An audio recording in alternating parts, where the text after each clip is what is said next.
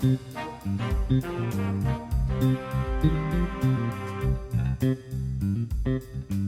and welcome to Dollars and Cents, the Australia Institute podcast where we're talking about just what the hell is going on in the economy.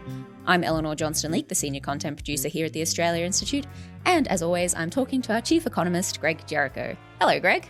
Hi, Elinor. How are we going this week? I'm very good. Everything's marvellous. Everything is marvellous. Now, Greg, a couple of weeks ago, the Australian Financial Review released its annual 200 Richest list, which is actually a list of the 200 wealthiest Australians. It's measuring the value of everything they own, not their annual income, because as you can imagine, a lot of these people don't go to work and earn an income like most people do. And as you can imagine, there are some big names on this list. Gina Rinehart's number 1 for the 6th year in a row. Clive Palmer's number 5. The mining industry in general accounts for the largest number of names on this list, and the property sector is the runner-up. This list has been going on for a while now, so our colleague David Richardson, a senior research fellow here at the Institute, was able to do some calculations on the combined wealth of the AFR 200 richest over the years. Can you tell us a bit about what he found? Yeah, Dave's he is one person probably other than Gina Rinehart and Clive Palmer who looks forward to the 200 richest list because it really gets his blood going. Yeah. Boiling perhaps is the better way to put it. Yeah, look, this year's list, the top 200 combined had a total of $667.8 billion in wealth. Now, what he's done is compare the value of wealth over the years in the richest 200 to Australia's economy because obviously the wealth goes up because of inflation and everything else and property values and other things, which we'll get to. But it's sort of like looking at how big a chunk of, the economy in a sense is it. And he was able to go back to 2004 and calculate that back then the richest 200's wealth, combined wealth, was equivalent to about 8% of Australia's GDP, their annual GDP. Yeah. So their wealth, their total wealth was equivalent to 8% of everything produced in Australia in a year. I mean, that already sounds a little crazy. Which is huge. That it's just 200 it's huge, people. Especially because that's 200 people. Now it's 25%. A quarter yeah. of Australia's GDP. Well, it's the equivalent to Australia's GDP. Yeah. So it's not a quarter of Australia's, but that's basically the size. Yeah. Because remember, GDP is a little bit kind of like income. It's an annual thing. This is how much wealth I've got. But it just shows that wealth has grown. The wealth of those richest has grown much, much faster than actually Australia's economy. Yeah. And how does the increase in the wealth at the top sort of compare to the rest of us, people who have to go to work, earn an income every day? Yeah. I mean, this is the thing about wealth is it grows faster than income because kind of wealth begets more wealth. I mean, if you're earning $80,000 a year, chances are next year you'll probably be earning about $80,000 a year. It's not like you can take that $80,000 that you've earned this year and invest it into a bigger income next year. But that's what happens with wealth. You've got this wealth, whether it's in a bank, whether you've invested in stocks or bonds or whatever, it accumulates and accumulates. So in the past year, that richest 200, their combined wealth increased 6.9% in the past year, which compares to the 3.4% increase in wages over that time. So, we're talking basically double. So, they're doing quite nicely. But actually, interestingly, the wealth of the richest 200 was kind of going up at about the same pace as overall wealth. And now a lot of that is because they make up a big sizable chunk of all that wealth in Australia. Yeah. But it just shows wealth begets wealth, which is why we really need to focus on it a bit because while we often talk about income and income inequality, we don't talk a lot about wealth and wealth inequality, or certainly not as much. Is it telling that the property sector is one of the biggest industries that people on this list are sort of coming from? Is there a link between this increase in wealth at the top and the housing crisis? Yeah, it's a really good point. I mean, the property that obviously the top 200 have, a lot of that is sort of commercial property, but where the link is that amongst Australian households, about 45% of our wealth, of average Australians' wealth, is in property, in Yeah. residential property. The rest is, money in your bank, if Yeah. you got stocks or bonds. Super makes up about 20% of your wealth because Okay. that's counted to your wealth. How much super you've got in your super balance, that's Yeah. counted towards your wealth. But if you own a house, But if you own a yeah, house, that's going to be the that's biggest thing you own. Yeah. And this is where it becomes really crucial when and we're referring to a thing that I also sort of wrote about last week in Guardian, because last week we got the most recent housing price data from the ABS Mm. that found once again that Elinor is not going to be able to afford a home because the average residential property price in Australia for the first time ever hit $1 million Yeah. in the first 3 months of this year. So That's the average that's property. the average. Oh gosh. Yeah. Yeah. So, but I was thinking when I was writing about this that I'm always writing about house prices and about housing unaffordability and how Eleanor is never going to be able to buy a Yeah, we house. do talk about that a lot. Yeah. Yeah. It's And I great. was thinking, well, look, the main reason we care about people being able to buy a house is, one, so they've got a secure place to live, Yeah. and also because of the impact that housing has in wealth. And so when housing becomes less affordable, what that means is, again, fewer people have a secure place to live, which is pretty vital when they're at the hands of landlords who could kick them out, Mm. pretty easily by just doubling their rent and crappy things like that.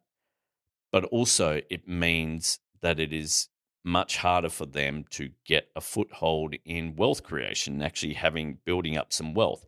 And so when fewer people are able to do that, what it means is it concentrates the wealth in the hands of people who basically own a lot of property. Mm. And to give you an example of what I'm talking about with wealth and property and income and all of this, over the past 10 years, so from 2015 to 2025, we can work out that household disposable income, so that's your income after taxes, Yeah.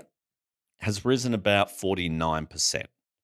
Now, your wages have risen about 67%, so, the difference there is sort of taxes. Australia's GDP rose about 69%. The value of land holdings rose 113%. So the value of land is just skyrocketing. And the problem for Australia is, one, that's making it a lot harder for people to get into housing, Mm. but also Australians as a whole devote a shit ton of money, capital, to residential housing, much more than other places. So, for example, the value of all residential housing owned by basically households, owned by people, so whether that's their owner occupier home that they live in or their investment properties, all that combined is equivalent to about 4 times Australia's GDP. So the Mm. value of all of that, all of the housing in Australia is about 4 times Australia's annual GDP. So a huge amount. In America, it's about 1.6 times America's GDP. Oh wow. Yeah. Yeah. So we have got almost 2.5 times more money in housing, Yeah. in land, in just where people live in Australia compared to America. And that's a pretty poor way to have an economy Yeah. with that much devoted, because you think about it in terms of productivity, and this is something that we don't often think about with housing, but let's say you're an investor and you can buy an investment property and rent it out and everything. Yeah, okay, that's going to make you money, but that property doesn't generate any activity, doesn't Mm. produce anything, doesn't make Australia's economy faster, better, or anything. It's just wealth creation. Yeah. Whereas if an investor, say, invested in a small business instead. Yeah. Yeah. Small business or in new research Mm. or even in seriously, even in companies, just a company that is you're investing in the share market that enables it to generate value that it can then use to invest in whatever, building a new factory or something. That's something. But just buying a new house and renting it out to someone does nothing. And so think about it in this terms. We've got 2.5 times more money effectively going towards crap that just generates wealth than Yep. America does. Yeah. And that's a crucial problem, not just before housing affordability, but also when you're worrying about productivity and the fact that Australia's got a productivity crisis. The first term was primarily inflation without forgetting productivity.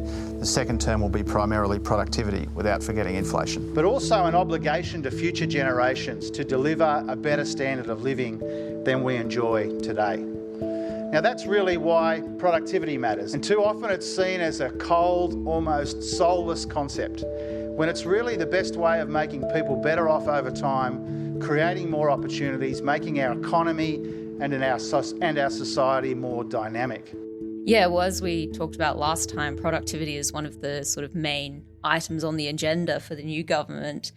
And knowing that if, Australia concentrating so much wealth into the housing market that isn't as productive as, say, other areas of investment, shouldn't this sort of increased concentration of wealth into the hands of the few be more of a concern for the new government? Yeah, than it absolutely should be, Yeah. especially in light of the fact that they're having this productivity roundtable. One of the things I write in my column this week, because I proffer up a few ideas, one of them I say is, here's the thing, housing investment, not productive. So the Parliamentary Budget Office has costed that if we were to get rid of the capital gains tax discount and negative gearing related to residential property, so you can keep it for investment in shares, whatever, would save about $13.5 billion a year. In government revenue. Yeah. Yep. Because that capital gains tax discount is basically a tax break. Yep. So keep that figure, 13.5. What are some other things we could actually do that would actually help productivity? Well, we know healthy workers are more productive, because if you're sick, you lose hours worked, output. If you're actually sick and you're at work, you're not going to be as productive. Let's say we were to put dental in Medicare. That would actually be a really good alleviator of the main issue with dental care, and that it gets rid of the cost hurdle that people put off going to the dentist, so they actually end up developing chronic illnesses. We know dental health is very much related to overall health. Would actually be a productivity boost. Now, obviously not one of the greatest, but it'd be a good productivity boost as well as great for just the community and general economy. Yep. But that's going to cost a lot. How much would it cost? Well, the Parliamentary Budget Office costed that, and it was $13.6 billion. Oh, that's so it's what a case, coincidence. what a great coincidence. And it's just this point of, look, we can do things, and it doesn't just need to be cutting company tax, which is what business groups always say is the thing. Yep. And speaking about wealth, Greg, we've talked a few times on the pod about the government's proposed changes to the superannuation tax concessions. For a quick recap, at the moment, most people get a tax concession on their superannuation earnings. So that's the money made by your super investments. Rather being taxed at your marginal tax rate, the money made from your super investments is only taxed at 15%, which is a lot less than the top income tax rate of 45%. This is to encourage people to put money into their super and save for retirement rather than having to rely on the age pension. And the government is currently proposing to raise the tax on superannuation balances of over $3 million. So these people will pay an additional 15% on earnings, but specifically only the earnings over $3 million. So they're still getting a tax concession on the earnings compared to if the money was outside their super. It's just a smaller tax concession. We here at the Institute, we recently did some polling looking into what Australians thought about these changes. Greg, were these changes popular? Yeah, look, we basically asked, are you in favour of these changes that would affect around 80,000 people? Because as you're right, the median superannuation balance, 200,000, 250,000, 3 million is getting close to 15 times that. So to put that another way, to get to 3 million, these people would have to live 15 lives to get there. Yeah. 15 working lives. So well done. You've worked for 30, 40 years. Go back and do that again 15 times, and then you'll be at the 3 million line. So, yeah, not something that is going to affect many people. We asked if people were in favour of that, and actually 52% of people said yes, they were in favour of it.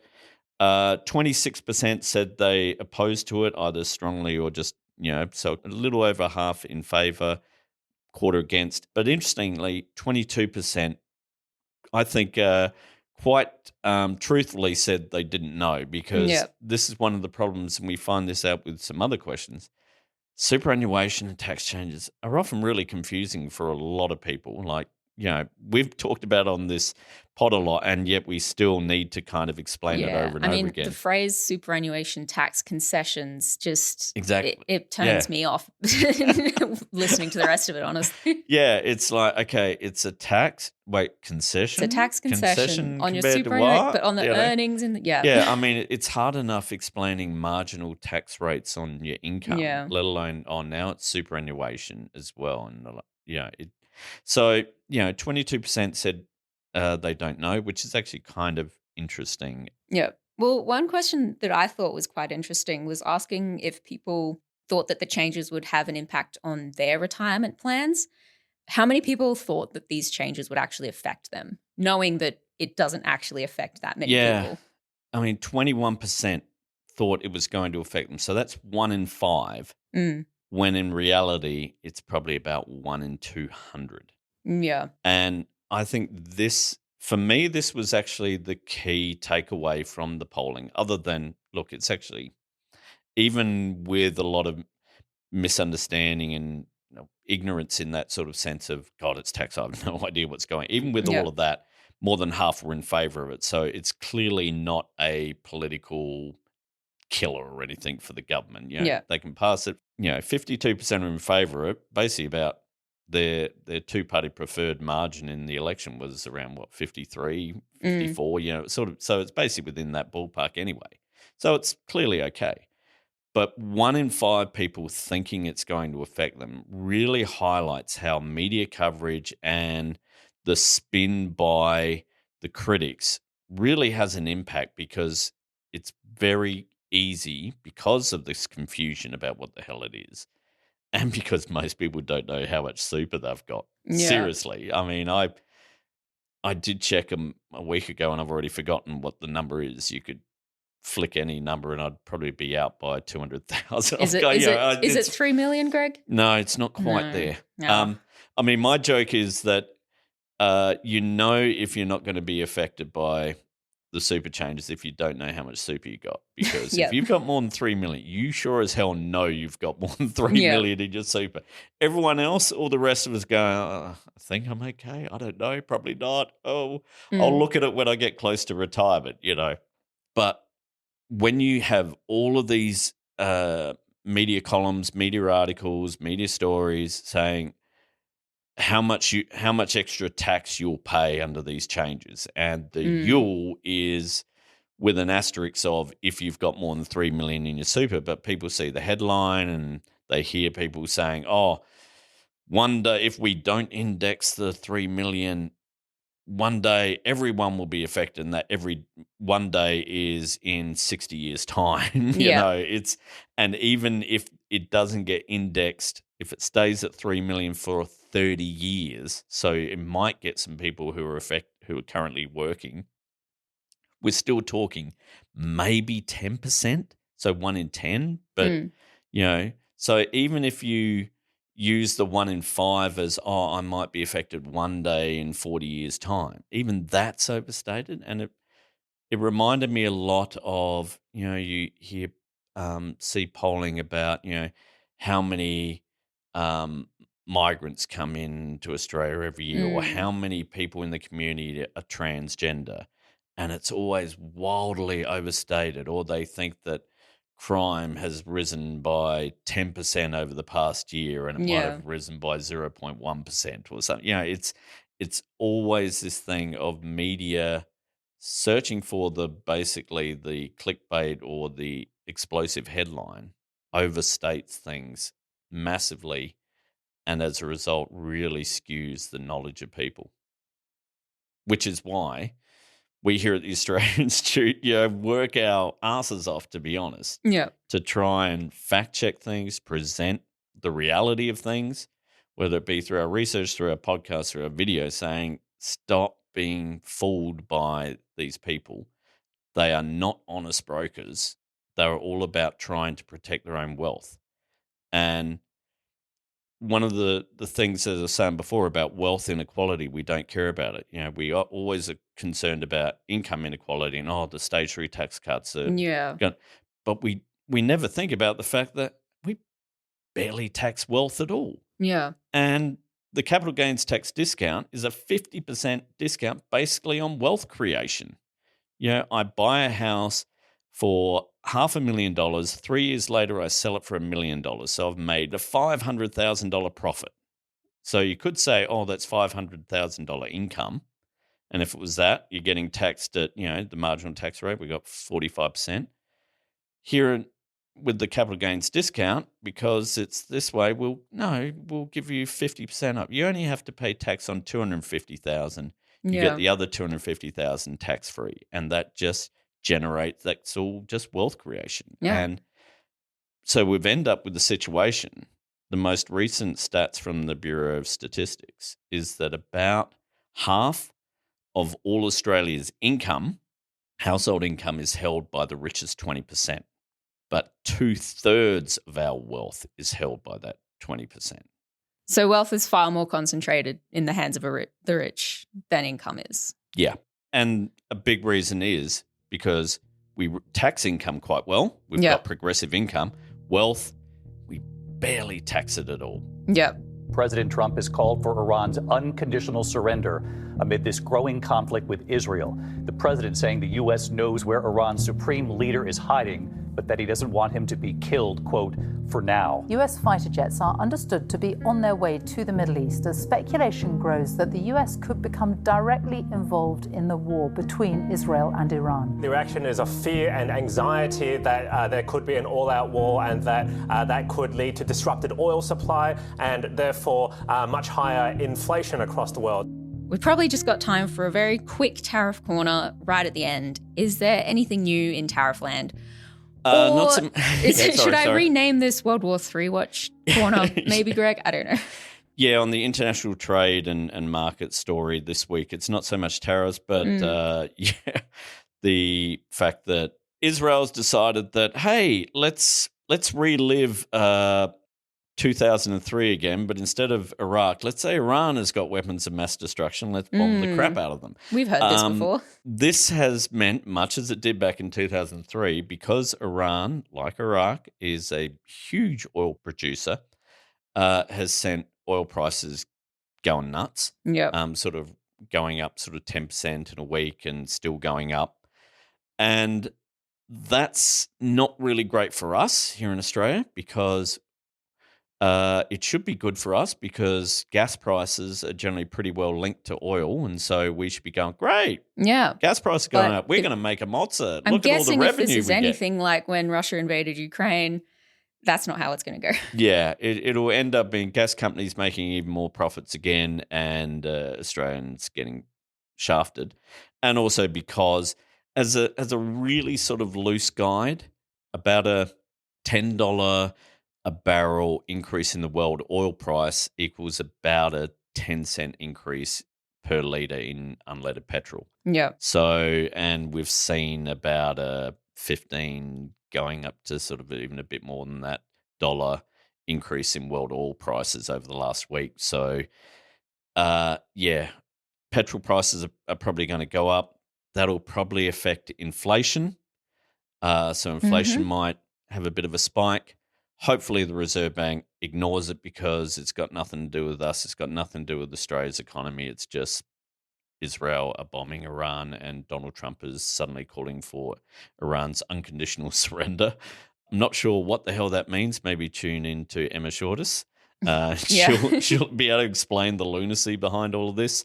But yeah, suddenly for 1 week, tariffs are not the worries with prices of things, it's war, which is not great. No. Well, I don't know if that's all better. Yeah, well, hopefully that resolves itself by next week, but my hopes are not high. That's probably all we've got time for this week, Greg. As ever, ending on such a happy note as we do here at Dollars. Yeah. Maybe we should leave the global politics.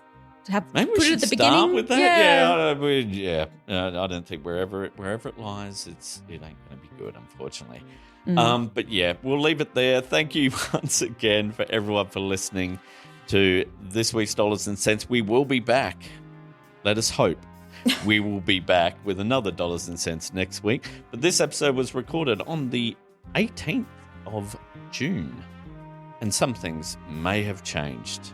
You can read more about productivity and the cost of housing on my Grogonomics column in Guardian Australia's website. And for more research and lots of graphs, lots of opinion, lots of videos, lots of podcasts, everything you could want on our website at australiainstitute.org.au. Our music, as always, is by Blue Dot Sessions. Everyone, have a great week. And we will see you all again next week. See ya.